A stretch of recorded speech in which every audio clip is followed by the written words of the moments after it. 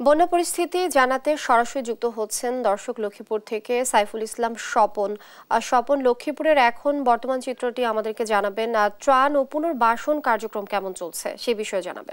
আপনি যেমনটি জানতে চাচ্ছিলেন যে আসলে লক্ষ্মীপুরে স্মরণকালে যে গত বাংলাদেশের 50 বছর ইতিহাসে লক্ষ্মীপুরে এই পরিমাণ বন্যায় মানুষ ক্ষতিগ্রস্ত হয়নি। লক্ষ্মীপুরে প্রায় 5টি উপজেলা, সবগুলি উপজেলা এবং পৌরশহর বন্যায় ক্ষতিগ্রস্ত হয়েছে, পানি আক্রান্ত হয়েছে এবং প্রায় 12 লক্ষ মানুষ পানিবন্দী হয়ে রয়েছে। এর মধ্যে আজ প্রায় কোনো কোনো এলাকায় 2-3 সেন্টিমিটার পানি কমেছে এবং কোনো কোনো এলাকায় আবার 2-3 সেন্টিমিটার পানি বৃদ্ধি পেয়েছে। এই যে লক্ষ্মীপুরে বন্যায় যে ক্ষয়ক্ষতির পরিমাণ হয়েছে, এখন পর্যন্ত প্রায় 12 লাখ লোক পানিবন্দী। এই প্রত্যন্ত অঞ্চলে এখন পর্যন্ত লক্ষ্মীপুরে ত্রাণ পৌঁছায় নাই।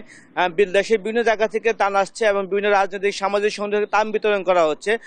ত্রাণগুলো সমন্বয়হীনতার কারণে কিছু লোক বারবার ত্রাণ পাচ্ছে এবং প্রত্যঞ্চলে এখন পর্যন্ত ত্রাণ পৌঁছে নেয়। এছাড়াও রয়েছে সুপেয় পানি এবং শিশু খাদ্যের অভাব। মিডিয়ায় বারবার এসবগুলো কভার করার পরও বিভিন্ন প্রশাসনিক দুর্বলতার কারণে এসবগুলো এখনও সমন্বয়হীনতার মধ্যে রয়েছে বলে যারা আমাদের কাছে অভিযোগ করেছে। আমরা আজ লক্ষ্মীপুর সদর উপজেলার বশিরপুর, দাঁড়াবাজার, উত্তর রামসাদি, দক্ষিণ রামসাদি ঘুরেছি। সেখানে দেখেছি যে মানুষের অভিযোগ রয়েছে, তারা এখনও ত্রাণ পাচ্ছে না। লিনিয়া, এ ছিল লক্ষ্মীপুর থেকে বন্যা পরিস্থিতির সর্বশেষ খবর। স্বপন, আপনাকে ধন্যবাদ। দর্শক, লক্ষ্মীপুর থেকে যুক্ত ছিলেন আমাদের সহকর্মী স্বপন।